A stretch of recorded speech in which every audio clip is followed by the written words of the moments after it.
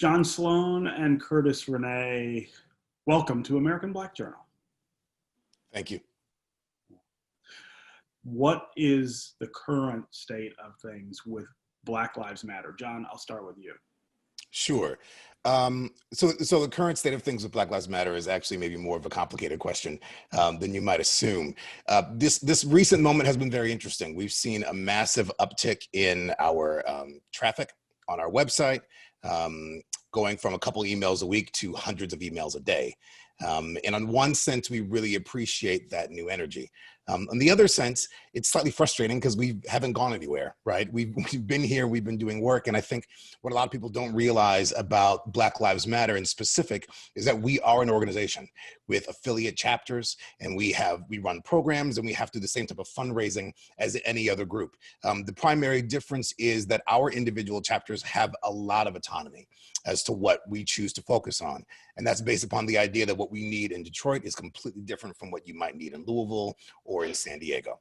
And so I think this recent movement has been obviously of benefit in some senses because it's kind of refocused the attention on the movement for Black lives.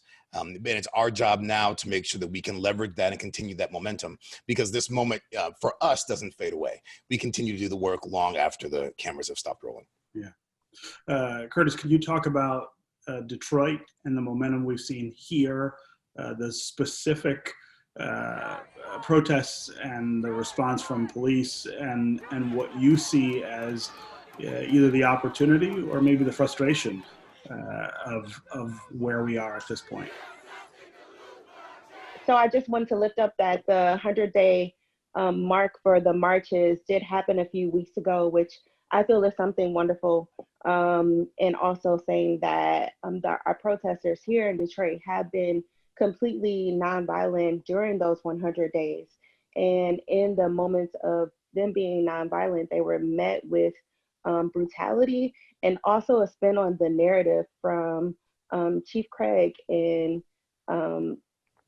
spinning that the protesters are actually like outside agitators and that they were also being violent, which is completely untrue.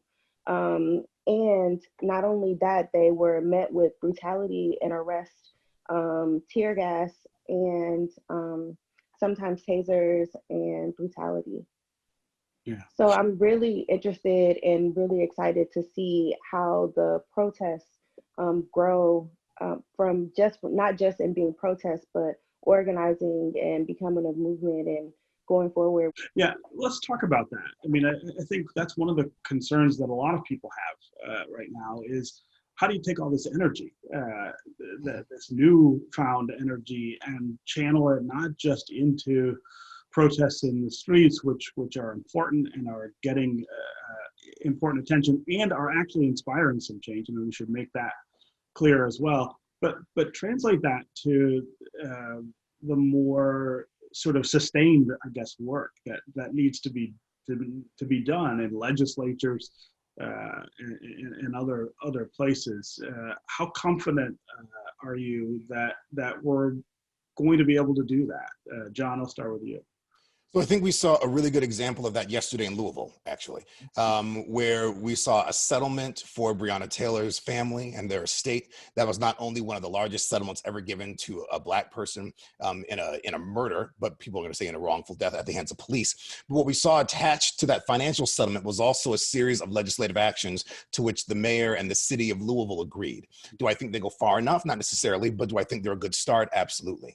And I think what people need to remember is that protest actions, marching in the streets, have always been an important aspect of any movement. And they put pressure on the city officials, they put pressure on legislators to continue to come to the table and to sit down and to look at not just reformation, but a reallocation of funds, which is what we mean when we talk about defunding police. We're talking about divesting and reinvesting in our communities.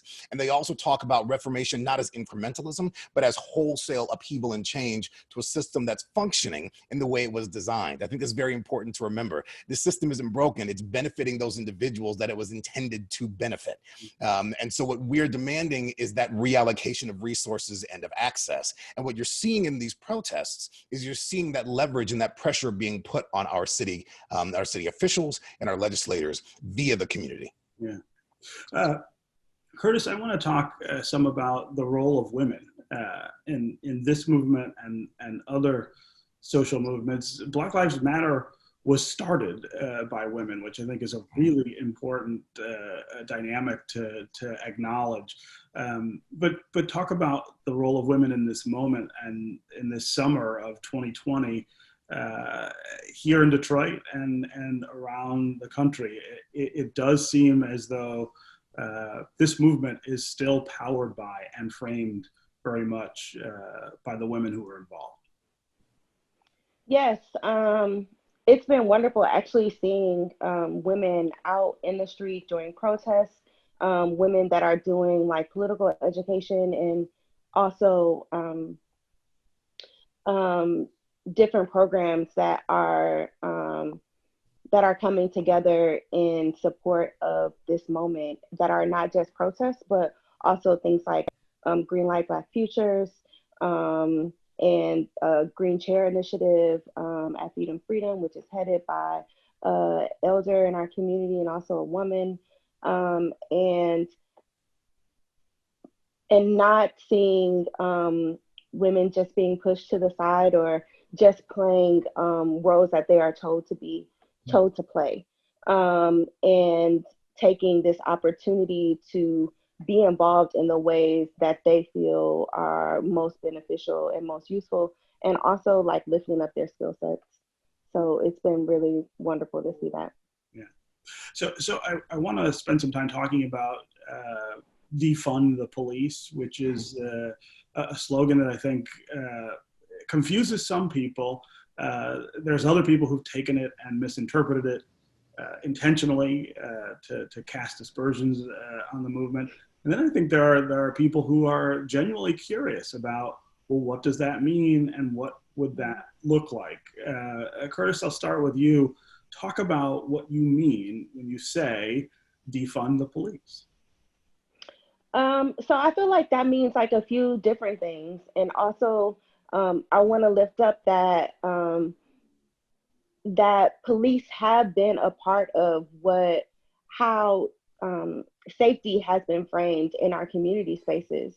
And so it can be really scary for folks to think about like, well, if we're talking about taking police out of our communities, then who is going to provide safety? Because that is what those things have meant in our communities for so long in a weird kind of way.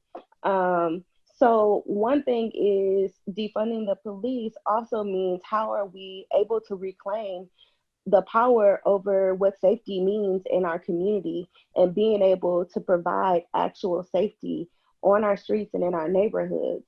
And also lifting up something that John said earlier around reallocating funds. Police are called for to address mental illness within our communities.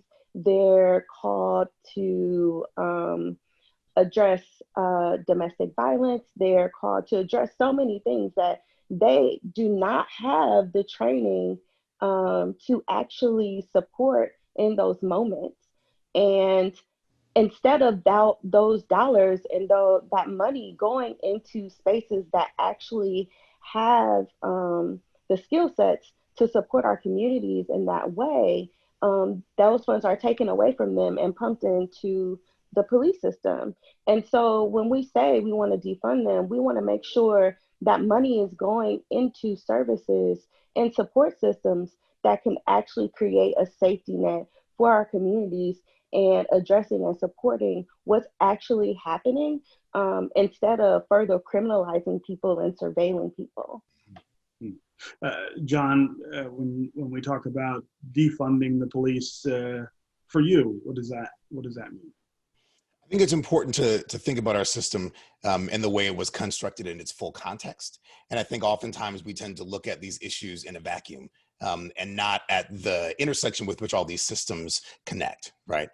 If you go to buy a house and you have the home inspector come and look at the house and they say, oh, this house is great, except for you have 3 massive cracks in your foundation, you're not buying that house. It doesn't matter how many coats of paint you put on it, or if you put a new roof in, or you put in some new hardwood floors, that foundation is still cracked. And at the foundation of the system of policing were built in certain implicit biases, the criminalization of Black bodies. We all know the history of Southern policing as it grew out of slave patrols, and how those policing models merged during the Great Migration, which liberally you're going to put between what, 1910 to 1970. And 1970 was yesterday when you think about the historical context of how society progresses. So when we talk about defunding the police, we're talking about upending, yes, that system that Curtis spoke to that is inherently and implicitly biased, but more intentionally, I think we're talking about remaking a system that is more equitable for everyone that it needs to touch and for everyone that it needs to serve.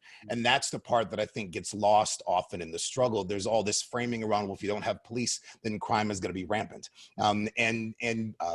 Dissenters use that framing to cast aspersions on the movement for Black Lives, on Black Lives Matter, to paint us as terrorist organizations or young radicals who want to see the world burn. And I guarantee you nothing is further from the truth. We want to see a just society that is equitable for everybody that has to live inside of it. And that cannot happen as long as this current system of policing so disproportionately affects Black and brown bodies. Okay, John, Sloan, and Curtis, Renee, it was really great to have you here. And let me say before I let you go, just how proud it makes me as a Detroiter, as an African-American Detroiter, to see folks like yourselves at the center of this movement, and young people like you guys. And I can say that, right? You guys are, to me at least, young people. Really taking leadership roles in this terribly, terribly important moment. So congratulations on the work and good luck. Thank you, Stephen. If I could mention real quick, if we have time, we've come together with a coalition of other organizations to work on a Detroiters Bill of Rights. And we're really trying aggressively to get that pushed through committees, through to the entire committee and city council so that can get passed. It's 7 individual rights that we want to see enacted to change, fundamentally change the Detroit city's charter. And so if you're wondering what type of immediate and longstanding legislative action we're working on, that's exactly it. So I encourage people to go to our website, blmdetroit.com, and look at more information, as long as the other organizations that are working with us on that initiative.